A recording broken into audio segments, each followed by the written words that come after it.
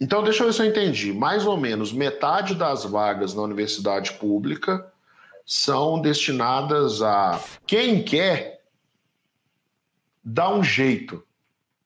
Quem não quer, dá uma desculpa. Ele poderia ter dado todas as desculpas do mundo. Mas ele não deu a desculpa, ele deu um jeito. Quais são os caminhos para essa pessoa que não tem condições vencer esse obstáculo?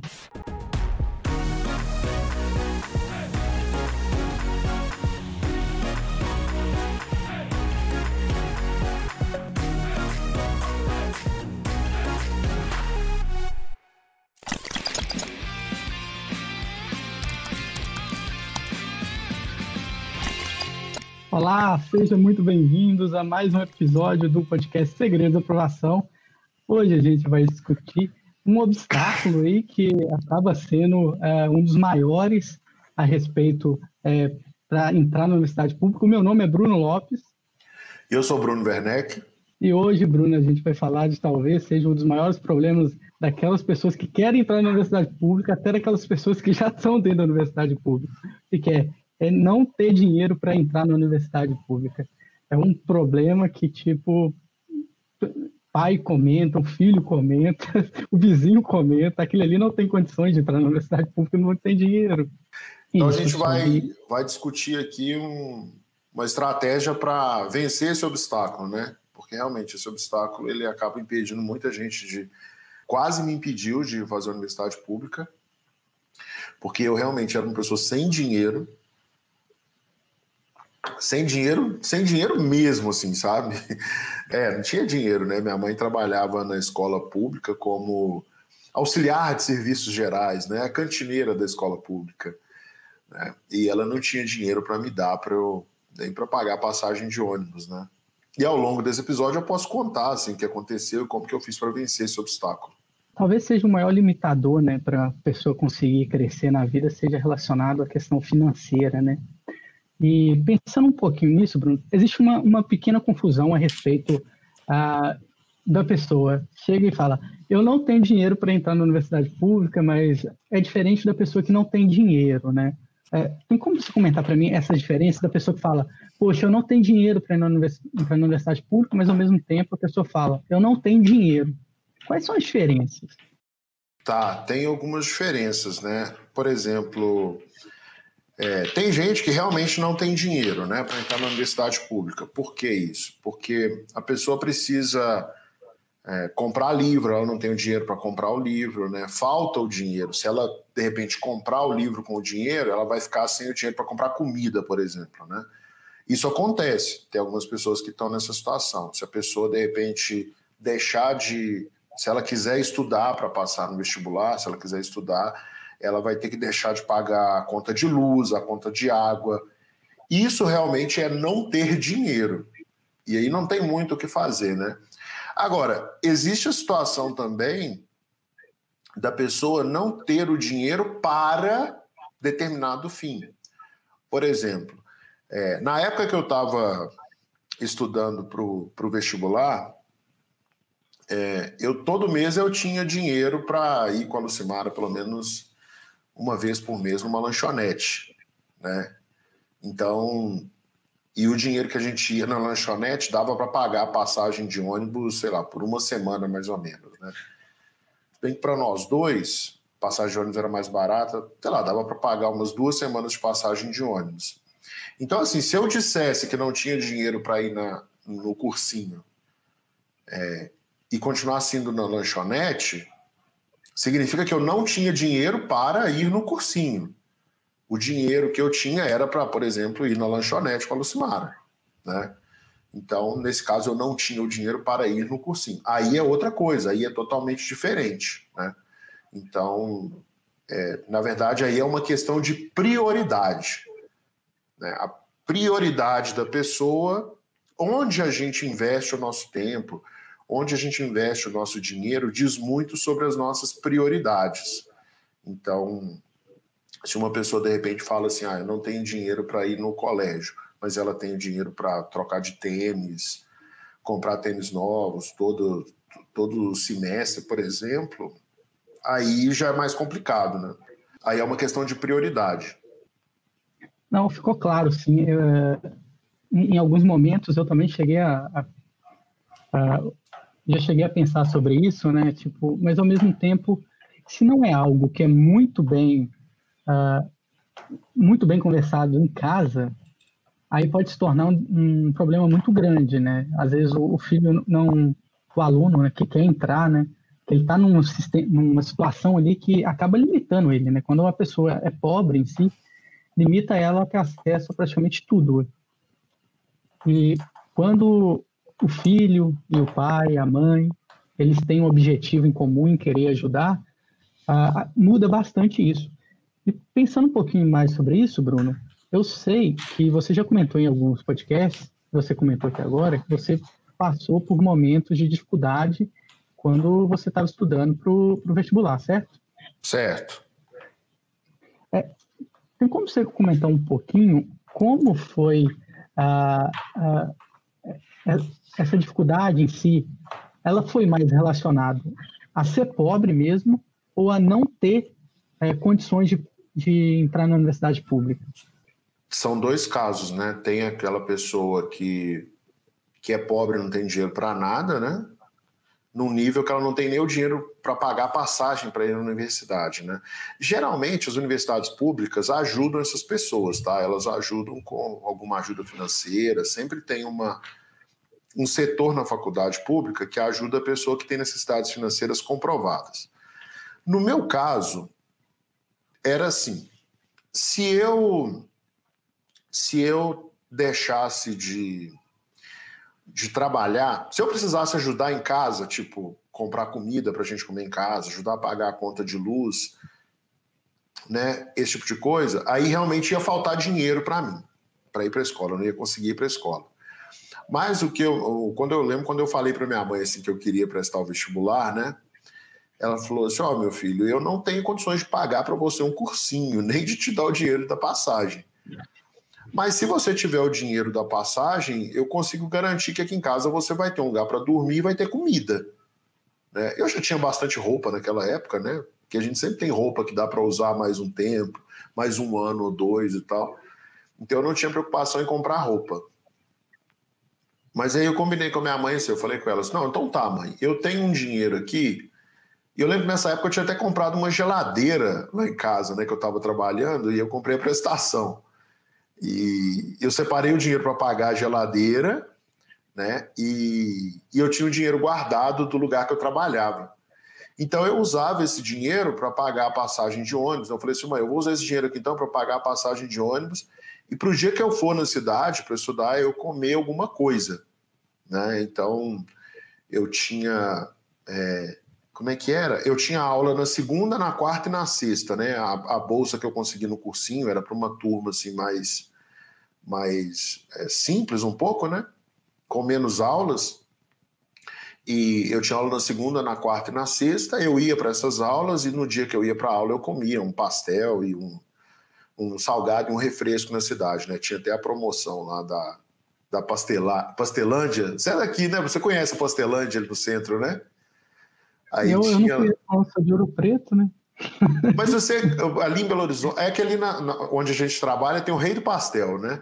Tem o Rei do Pastel, a Pastelândia é tipo um Rei do Pastel mais barato.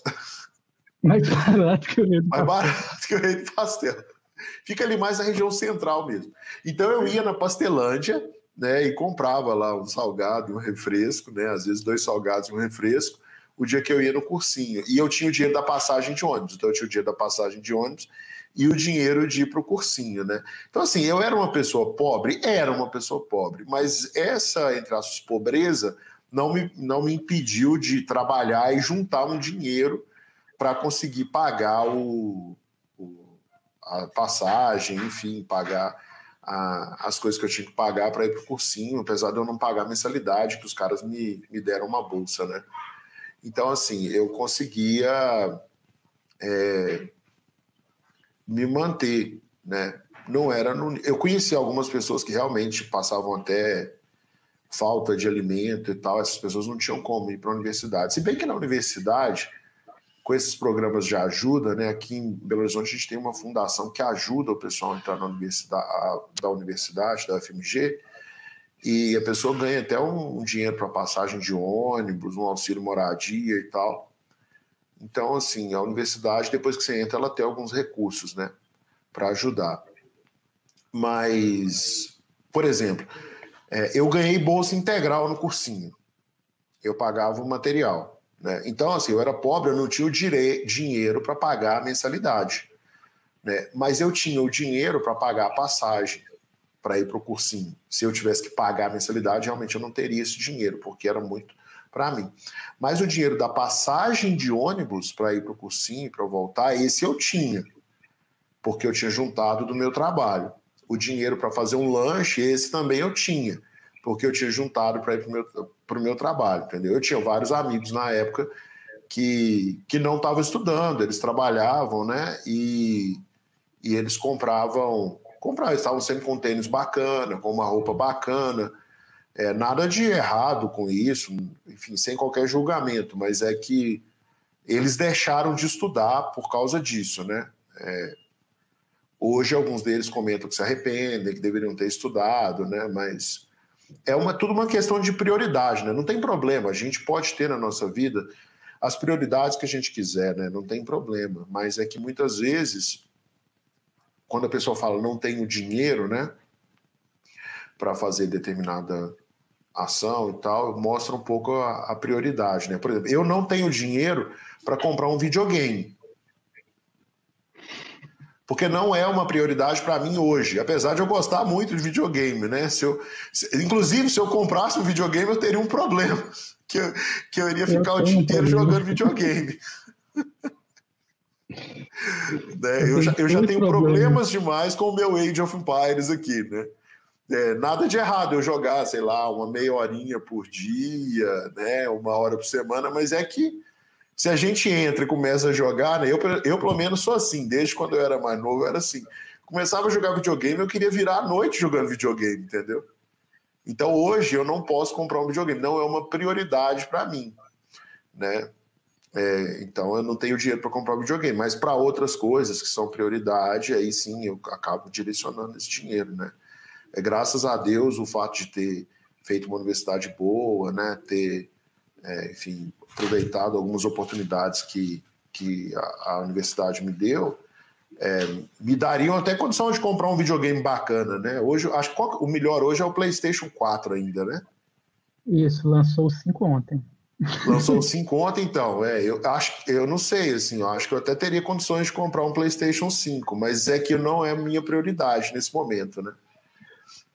Então é mais uma questão de prioridade mesmo. Bruno, você me contou sobre essa peculiaridade sua, né? Que você ganhou uma bolsa. Isso acontece principalmente com aqueles em que demonstram ter uma base boa, né? Para conseguir uma bolsa no cursinho. Imagino que foi o seu caso.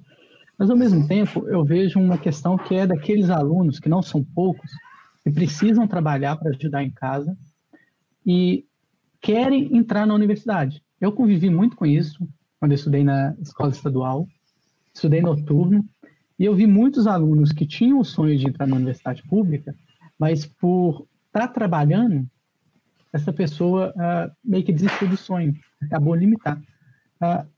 Uma pessoa que trabalha e estuda ainda assim no cursinho, eu sei que tem muitos casos de que são aprovados, mas você não vê uma desigualdade considerável nesses casos?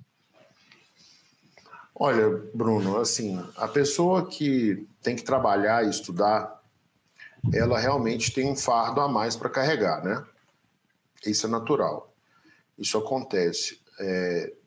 Eu mesmo passei por isso, né? Conheci outras pessoas no cursinho que passaram por isso. Depois, se quiser, eu posso até contar alguns exemplos. A gente tem alunos no nosso cursinho que passam por isso e o que a gente incentiva os alunos é aproveitar o momento que eles estão no colégio, né? Para se dedicar o suficiente para passar na universidade direto. Mas é uma desigualdade, mas é assim, é um obstáculo a mais que a pessoa vai ter que vencer, né? Eu passei por isso, assim, posso contar. É muito fácil a gente dar uma sugestão quando a gente não passou por aquele processo, né? É muito fácil fazer isso. Felizmente, nessa questão de não ter dinheiro para entrar na universidade pública, eu posso dar uma sugestão embasada porque eu passei por esse processo. Então, para mim, dar uma sugestão sobre como vencer o obstáculo de não ter dinheiro para passar na universidade é algo que eu posso falar com conhecimento de causa, né? Então, assim, o que eu fiz, né? Teve um período da minha preparação que eu trabalhava de 8 a 5, se não me engano. Se não for de 8 a 5, é de 9 a 6, tá? Eu sei que eu trabalhava de 8 a 5 e eu estudava depois desse período, né? Eu ficava no centro da cidade mesmo, numa sala lá na igreja, estudando até mais tarde, né? Até umas 9h30, 10 horas da noite para pegar o último ônibus e voltar para casa. Era pesado, era difícil, né? E foi justamente essa conversa que eu tive com a minha mãe o dia que ela me ajudou a conseguir a bolsa no cursinho, né? Ela falou assim: Bruno, por que você tá assim e tal, tá desanimado, né? Porque eu sempre gostei de estudar, né? Achava legal, assim, tava sempre feliz quando eu estava estudando. E aí eu falei com a minha mãe, eu falei assim: mãe, é porque eu tô vendo que se eu continuar nesse ritmo, né, eu vou demorar demais para passar no vestibular, né? E ela falou: não, vai dar tudo certo, pode ficar tranquilo. E aí a gente conversou, ela acabou indo no cursinho, conseguiu uma bolsa para mim, né? Explicou a nossa situação. Quando eu ganhei a bolsa, eu pedi demissão do emprego, né? A empresa estava entrando numa licitação e ela corria o risco de perder a licitação. Se ela perdesse a licitação, ela ia quebrar, né? E eu trabalhava nessa empresa. O que o dono da empresa fez? Gente, nós vamos ter uma licitação aqui e se a gente perder essa licitação, aí possivelmente nós vamos ter que fechar o escritório aqui em Belo Horizonte. Então eu vou deixar todo mundo de aviso prévio. E se a gente ganhar, aí a gente cancela o aviso prévio. Eu falei: beleza, tá tudo certo então. Aí, nesse processo, eu ganhei a bolsa no cursinho, né? Eu tinha que pagar passagem e material ainda, mas eu ganhei a bolsa. Aí eu fui lá e quando o cara veio... Aí a empresa ganhou a licitação e eles vieram pegar o aviso prévio. Eu falei assim: não, eu vou ficar com o meu aviso prévio. Eu vou continuar porque eu consegui uma vaga num cursinho aí, consegui uma bolsa e eu vou estudar para passar no vestibular do ITA. Aí os caras riram da minha cara: no ITA, tá, ninguém passa no ITA, né? Mas enfim, eu fui lá e apostei, né? E foi bom porque eu ia pegar um dinheiro do aviso prévio, né? Eu fiz as contas de quanto que aquele aviso prévio ia dar. Eu falei assim: não, esse dinheiro aqui dá para eu pagar passagem no cursinho e dá para eu terminar de pagar a geladeira. E foi dito e feito. Aí eu continuei, eu entrei no cursinho. Só que aconteceu um negócio muito legal, assim, né? Então aí eu saí dessa rotina de ter que trabalhar e estudar. Então o que eu fiz? Eu trabalhei um tempo, juntei um dinheiro que me permitiu ficar de tempo integral. Estudando de tempo integral. Isso é um negócio muito comum. A gente tem alunos no quadro que fazem isso. Eles trabalham, juntam o dinheiro. Quando eles têm o dinheiro para pagar tudo, aí eles falam assim: não, agora não vou trabalhar mais. Por que até que o pessoal faz isso, né? Porque nessa etapa que a gente só tem o ensino médio, é mais fácil a gente arrumar um emprego. Porque os empregos não são empregos que pagam um salário muito alto, que exigem muita qualificação. Então, por exemplo, uma pessoa que tem ensino médio e sabe digitar um texto no Word, sabe editar um vídeo, sabe... Deixa eu ver o que mais. Editar um texto, editar um vídeo, editar um arquivo de áudio, mexer no Instagram. Essa pessoa já consegue ganhar ali uns R$1.000 até R$1.500 por mês, entendeu? Trabalhando. Então é fácil da pessoa se arrumar. Naquela época era mais difícil, era mais serviço pesado, né? Mas como eu sabia eletricidade, para mim estava tudo certo. Mas ainda assim era mais fácil. Então, assim, não tem... hoje em dia o pessoal não faz muita conta. Assim, vou sair do serviço, terminar de estudar e depois, se precisar, eu volto. Né? Alguns alunos nossos fazem isso. E eu fui com essa cabeça. Só que teve um negócio muito legal. Quando eu entrei no cursinho, eu comecei a aprender, cara, eu estava aprendendo antes de entrar no cursinho, já estava aprendendo legal, assim, com os livros, só que sem qualquer direcionamento. Quando eu entrei no cursinho, aí começou a ter um pouco mais de direcionamento, né? E aí a minha velocidade de aprendizado aumentou muito, eu comecei a aprender muito mais rápido. E nessa época, uma mulher lá da igreja estava precisando de alguém para ajudar o filho dela com matemática. Aí eu arrumei uma aula particular para dar. Então, assim, logo que eu entrei, que eu comecei a aprender, eu consegui usar aquele conhecimento. E chegou um tempo que eu tinha tanto aluno de aula particular que eu não podia mais pegar aluno, senão eu ia começar a comprometer minha preparação. Aí eu passei uma aluna para a Lucimara. Eu lembro até hoje o nome da menina, chama Lilibete. É um nome diferente, então é fácil de lembrar. Chama Lilibete a menina. Hoje ela já é adulta, né? Já deve estar aí perto dos 30 anos de idade. Mas na época, a Lilibete, até mais do que 30, nossa. Na época, a Lilibete, a Lucimara está vendo aqui, ela falou, nossa, será que a Lilibete já tem mais de 30 anos? Mas tem. Aí a Lilibete, a Lucimara começou a ensinar para a Lilibete, e foi assim, aí eu comecei a ganhar um dinheiro dando aula particular com aquilo que eu tinha aprendido no cursinho, né? E olha que nem tinha esse negócio de internet para a gente dar aula hoje, né? Então, assim, até respondendo a sua pergunta, ficou até um pouco engraçado aqui, mas essa migração que eu fiz, sabe? Só que, olha só, eu não tinha na época essa noção de que era possível dar aulas particulares. Se alguém tivesse me contado isso na época que eu estava no cursinho, antes de entrar, eu acho que eu teria... Talvez eu nem tivesse acreditado, né? Mas se eu tivesse acreditado, eu tomaria a decisão mais rápido, assim, de começar de focar nos estudos e dar aula particular. Porque quando eu estava dando aula particular, eu conseguia aprender mais, né? Eu fixava melhor ainda o meu conhecimento, né?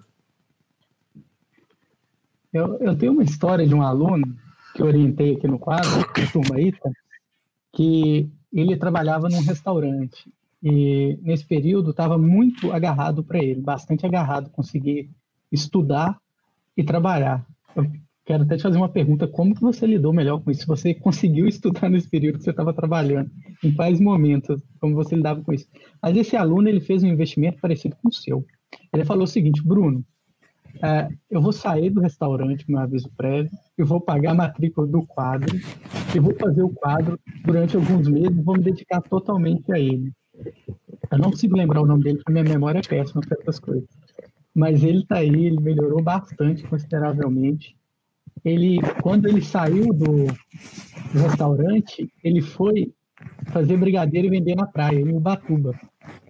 Aí ele me falava, Bruno, eu consegui tanto de dinheiro na semana. Agora eu vou poder me dedicar a tantos meses aqui no quadro. Então isso é um investimento que a pessoa faz, uma maturidade muito grande. Eu sei como que ele lidou com isso trabalhando, estudando, mas como que você fez, Bruno? Tendo que trabalhar nesses horários? Que horário você estudava? Você conseguia? Cara, eu conseguia estudar assim, né? Eu saía do serviço às 6 horas, mais ou menos, da tarde, e eu ia para o prédio da igreja, que ficava na região central também. E aí, por causa disso, né, eu conseguia estudar. Então, aí funcionava bem para mim, né? Eu tinha uma sequência de conteúdo assim que eu precisava estudar, né? Então, eu pegava um livro, eu tinha um horário para estudar, todo dia tinha um assunto que eu ia estudar. Eu pegava o livro e falava assim, vou ficar estudando esse livro aqui durante 2 horas. Não era muito certo isso que eu fazia, não, tá? Um método assim que não é o mais adequado.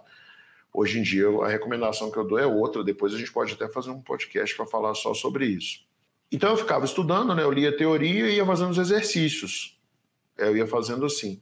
Eu conseguia estudar, só que eu estava sozinho, sem orientação nenhuma. E isso me dificultava muito o meu aprendizado.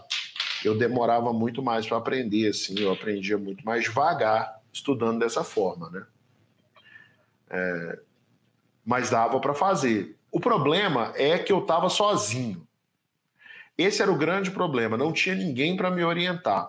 Porque quando eu entrei no cursinho e os caras começaram a me orientar, até o meu momento de estudo individual funcionava melhor. Porque eu tinha alguém me dizendo assim, cara, você tem que fazer isso, você tem que fazer aquilo. Deixa eu ver como é que estão os seus resultados aí, seu desempenho, como que você está indo nas listas de exercícios. Não era esse negócio que a gente tem hoje, que tem tecnologia e tal. Não, não era isso. Mas era um negócio que dava para mim uma direção que eu precisava seguir, entendeu? Então, era muito mais difícil trabalhar e estudar sozinho, né? Sem qualquer orientação. Agora, trabalhar, porque depois que eu entrei no curso, eu continuei trabalhando, né, com as aulas particulares. Trabalhar com alguma orientação, aí sim, aí eu conseguia ir até muito mais longe, né? Não, sem dúvidas, né? Ter essa oportunidade, esse privilégio de conseguir estudar, né, se dedicar aos estudos é muito interessante. É muito bom, né, gratificante a pessoa, principalmente quando a família conforta, fala, não, vai, continua seguindo isso. Você comentou a sua história, um pouco da sua história, Bruno, de como você lidou com essa questão de não ter condições, de não ter dinheiro para a universidade pública. Comentamos aqui sobre a questão daquele aluno que trabalha, mas também tem as outras objeções, porque em si, se o ensino fosse gratuito, de forma geral, né, as escolas oferecessem cursinhos gratuitos de um nível que fosse capaz de alavancar o aluno para uma universidade pública, seria ideal, né? Em si, se a gente tivesse essa opção da universidade gratuita para todo mundo. O que você pensa sobre isso? Hoje, tem vaga na escola pública para todo mundo, né? Tem vaga na escola pública para todo mundo. Agora, quando a gente vai olhar os resultados da escola pública, né, a gente começa a entender por que existem escolas particulares. Se você for olhar os resultados, e aí não só da escola pública, mas se você olhar o resultado da escola brasileira em relação aos outros estudantes, a gente começa a ter alguns insights assim de por que é tão difícil entrar na universidade no Brasil, né? Por que as provas são tão difíceis, né? E aí fica parecendo... deixa eu dar uma informação que fica mais fácil. No último PISA, PISA é um exame que pega estudantes de 15 anos e avalia competências deles, né? Avalia competências em matemática e, basicamente, matemática e linguagens. Então, avalia se o aluno consegue interpretar um texto, se o estudante consegue interpretar um gráfico, se ele consegue resolver um problema de raciocínio lógico. E nesses exames o Brasil foi muito mal, né? Foi pior até do que outros países que estão atrás do Brasil em termos econômicos. A qualidade da educação brasileira, comparada com o resto do mundo, dá a entender que os nossos alunos, né, os nossos estudantes, eles não aprendem muita coisa na escola, eles não desenvolvem competências na escola, eles não ficam mais inteligentes na escola, né? E por causa disso, os pais, às vezes, muitos pais procuram a escola particular, né? Só que a escola particular também não consegue resultados muito bons, né? Porque nesse exame, no PISA, participam escolas do Brasil, independente, de todos os tipos, né? Escola técnica, escola federal, escola particular, escola pública, enfim, todas as escolas. Mesmo assim, o Brasil vai mal. Quando você chega num teste de competência dentro do Brasil, que é o Enem, o que acontece? O desempenho das escolas também não é muito bom. Os alunos também não vão muito bem, né? Se você olhar direitinho, assim, pegando os dados do último Enem, mais de 95% das escolas brasileiras não conseguem média capaz de aprovar os alunos nos cursos mais concorridos na universidade pública direto do ensino médio. Então, assim, é muito ruim. Agora, por que a educação brasileira tem se demonstrado tão ruim, né? De uma maneira geral. Vamos pegar a vida de um professor de escola pública. Eu acho que é consenso para todo mundo que o professor de escola pública ganha mal. Ele não ganha o suficiente para sustentar a própria família, para fazer as coisas que ele precisa fazer, né? Nem estou falando do que ele quer, não, estou falando das coisas que ele precisa. O professor de escola pública ganha mal, ganha coisa de salário mínimo, né? E a gente sabe que não é suficiente. Esse professor, como ele ganha mal, ele acaba tendo que deslocar o tempo dele para arrumar um jeito de ganhar mais dinheiro. Ou ele vai dar aula em várias escolas, ou ele vai ter duas profissões. Então tem professor de escola pública que é professor de escola pública e tem uma segunda profissão. É normal isso, né? Então, assim, agora, um professor que não tem o tempo necessário para se dedicar para fazer uma boa aula, ele não consegue fazer uma boa aula. E nem uma questão, não é culpa dele, não, entendeu? É porque o sistema foi feito de tal forma que o professor ganha mal e precisa investir tempo em outras frentes para ganhar o dinheiro dele, para se sustentar. E esse é um padrão mais ou menos normal assim, na nossa vida, né? Nas coisas que acontecem. É um padrão comum. Tudo que é de graça tem um custo, né? E se for uma prestação de serviço, como é o caso de educação, aquela pessoa que presta o serviço de educação gratuitamente tem que encontrar uma maneira de ganhar o seu dinheiro para continuar sobrevivendo. O fato dela ter que dividir a energia não permite que a pessoa ofereça um serviço de qualidade. Então, o serviço é gratuito? Mas a qualidade deixa a desejar. Por quê? Porque a pessoa tem que arrumar um jeito de sobreviver para ficar viva, para prestar aquele serviço que ela presta gratuitamente, né? Então, assim, é bacana querer educação de graça? Deveria ser fornecido pelo governo? Deveria. Mas a gente já viu, né, que a qualidade acaba ficando em segundo plano.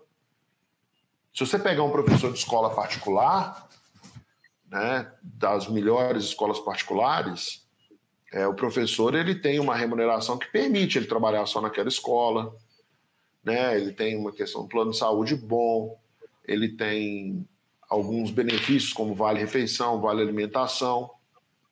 Isso tudo permite que o professor preste um serviço melhor, né? E até aumenta a concorrência naquelas escolas boas por bons professores, né? A gente vê professor de cursinho, né? Professor de cursinho, desses cursinhos maiores, mais tradicionais, eles ganham bastante dinheiro, né? Eles têm carros importados, moram em condomínios fechados bacanas. Por quê? Porque ele ganha bem dando aula, né? E aí naquela escola, eventualmente ele escreve um material, ele ganha bem, né? Então ele consegue fazer o melhor trabalho, prestar um serviço bacana. Por quê? Porque ele tem a segurança de poder se concentrar só no serviço, porque ele está ganhando bem. Agora, se o serviço é de graça, não tem como isso acontecer, né? Alguém tem que pagar o serviço. Não sei se ficou claro, se ficou muito confuso. Não, ficou claro, sim, porque essa objeção essa dúvida vem de algumas coisas, que é o seguinte: até pouco tempo, pobre entrar em universidade, principalmente pública, que eram poucas, né? Eram principalmente em grandes cidades, era algo muito difícil, né? Era praticamente a pessoa deixava uma ou outra pessoa estudar na família, para aí sim ela juntar um pouquinho do dinheiro para estudar numa escola particular ou algo do tipo, ou pagar o transporte para a pessoa ir para uma escola pública, né, para ter condições. Isso mudou nos últimos anos, né, aumentou a quantidade considerável de universidades públicas. As universidades públicas que eram boas conquistaram alguns prêmios e tudo, como o caso da USP, a UFMG, a Universidade Federal do Rio Grande do Sul. Da mesma forma, né, acontece que a próprio Banco Mundial comenta um pouquinho disso, é que quem acaba usufruindo mais ainda da universidade pública é quem tem mais dinheiro. Aí vem esse mito que está hoje no que a gente está debatendo, né, Bruno? Que é a respeito da pessoa que não tem condições, né? Pessoa que não tem condições, se ela consegue passar na universidade pública. Tem uma observação que eu queria fazer aqui, que eu não sei se você programou para a gente conversar, mas talvez você consiga até me informar a gente melhor nesse aspecto. Hoje em dia, para entrar na universidade pública, tem tem alguns tipos de cota, não tem? Tem. A UFMG, 51% das vagas é cota. É cota. E essas cotas, elas são direcionadas para qual perfil de pessoa? São divididos em 4 perfis, principalmente, né? Tem a cota racial, tem a cota que pode ser relacionada à questão financeiras, mas não necessariamente uma pessoa que usa a cota racial tem dificuldades financeiras, e tem aquela pessoa de escola pública. Na verdade, são 3, né? Não, são 4, porque tem pessoa com deficiência agora. Então, são essas 4 tipos de cotas. Então, deixa eu ver se eu entendi. Mais ou menos metade das vagas na universidade pública são destinadas à cota racial, né?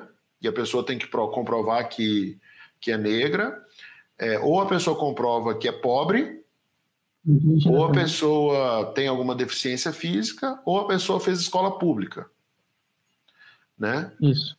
Mas hoje, assim, até pela distribuição da nossa população, né, é uma discussão importante que está acontecendo hoje em dia, que é essa discussão racial. E realmente existe um abismo social no nosso país e assim, a maioria da população negra é pobre, né? E a gente talvez pode até dizer assim que a maioria da população pobre no Brasil é negra, eu não sei, mas o fato é que existe uma correlação muito grande entre a pessoa ser negra e ela ser pobre. Então isso existe, né? Então, de uma certa maneira, as cotas elas vêm para atender não, elas vêm para agir nos grupos que são pobres, né? Menos afortunados, vamos dizer assim, né? É isso que acontece, não é isso? Isso, é dessa forma. Então quer dizer que mesmo uma pessoa que existe uma previsão no acesso à universidade pública que metade daquelas vagas são para pessoas pobres. Pode dizer isso, não pode? Não necessariamente, porque a pessoa pode estar usando a cota racial e ter condições, não ser pobre. Ela pode ser deficiente, mas não ser pobre. E ela pode estar na escola pública e não ser pobre. Como assim? Ela pode fazer um Cefet da vida com o Instituto Federal, no caso. Então, seria mais ou menos uns 25% das vagas. 25% das vagas são para as pessoas mais pobres. Seria mais ou menos isso. Mais ou menos, né? E as outras 50% são de ampla concorrência, porque também tem gente pobre que estudou a vida inteira na escola particular, né? Com bolsa, por exemplo. Ou que a família faliu, né? Então, assim, dá para a gente imaginar que tem uma parcela de mais ou menos metade das bolsas que são destinadas àquelas pessoas que têm alguma dificuldade financeira, né? E isso é muito bom, no sentido de que existe um grupo de vagas que a pessoa só concorre com outras pessoas no mesmo perfil dela, socioeconômico, né? Tem um grupo de vagas considerável na universidade que obedece esse critério, não tem? Sim, hoje já é considerável, né? Como que era nos últimos 30 anos. Porque, por exemplo, na época que eu fiz a faculdade, que eu fiz o vestibular, não tinha essas vagas. Não tinha vaga para pessoa com baixo poder socioeconômico, né? A gente ia concorrer com todo mundo. E mesmo assim, eu conheci algumas pessoas que conseguiram entrar na universidade pública naquela época sem a existência das cotas. Hoje, com a existência de cotas, aquele aluno que é mais pobre, que fez escola pública ou que é negro e tal, e consegue se dedicar, né, para passar na universidade, ele acaba avançando em relação aos outros, né? Então, assim, dá para a pessoa conseguir se destacar, é lógico, ela vai ter que se esforçar um pouco mais, né? Mas é natural. Né? Agora, a partir do momento que tem a vaga que é para a cota racial ou que é para a cota socioeconômica e a pessoa se encaixa na cota racial ou na socioeconômica, ela não tem que ser melhor do que as pessoas que estão concorrendo na ampla concorrência. Ela só precisa ser melhor do que a galera que está concorrendo com ela. É tipo a historinha do pessoal que ficou perdido na floresta e encontrou um leão. Você já viu essa história? Não, nunca escutei, não. Então, a história é a seguinte, né? Um grupo ficou perdido na floresta e encontrou um leão. E tinha um cara que era mais lento, né? Não conseguia correr muito e tal, enfim, não conseguia correr muito. E aí todo mundo ficou preocupado. Aí tinha um outro tranquilão, assim. Aí esse cara mais lento virou pro tranquilão e falou assim, cara, como que você tá tranquilão aí? Se o leão tá vindo atrás da gente, a gente tem que sair correndo, ele vai pegar. E ele vai pegar um de nós. Aí o cara falou assim, tá, por isso que eu tô tranquilão. Como assim? Eu só preciso ser mais rápido que você. Eu não preciso ser mais rápido que todo mundo, porque você vai ficar por último, o leão vai te comer. Quando ele te pegar, ele para de correr atrás da gente. E o vestibular, até mesmo para a pessoa que, com essa questão das cotas, né, ele não é necessariamente essa lógica, mas ele segue uma lógica parecida com essa. Você precisa ser melhor do que aquelas pessoas que estão concorrendo com você no seu grupo. Né? Então, assim, se você vai entrar na cota da universidade pública, você não precisa ser melhor do que o aluno que vai concorrer na cota da ampla concorrência. Você só precisa ser melhor do que os que estão concorrendo na cota da universidade pública. E, ao meu ver, isso parece ser mais fácil do que concorrer com todo mundo. Ou não? Depende muito de curso para curso. Se a gente entrar aqui no site do FMG, no SISU você vai ver casos em que um curso em específico, quer dizer, vários cursos em específico, uma cota acaba tendo uma nota maior do que a ampla concorrência. Por quê? No caso de uma pessoa de escola pública, só que só tem essa cota de escola pública, não tem de renda. Se ela está na escola pública, ela pode concorrer justamente com aquelas pessoas que estudaram no Cefet, que a qualidade é tão boa quanto de uma escola particular, certo? Ou melhor, né? Só que ela está com cota de escola pública. Cota é algo muito, muito interessante de ser debatido, discutido. Eu queria saber, se você tivesse a oportunidade, imagino que você se encaixaria em alguma hoje, certo? Vamos supor, se encaixaria, vamos supor, há 20 anos atrás? 30 anos? Não, 30 não, Bruno. 20. 20 anos? Se encaixaria? Encaixaria.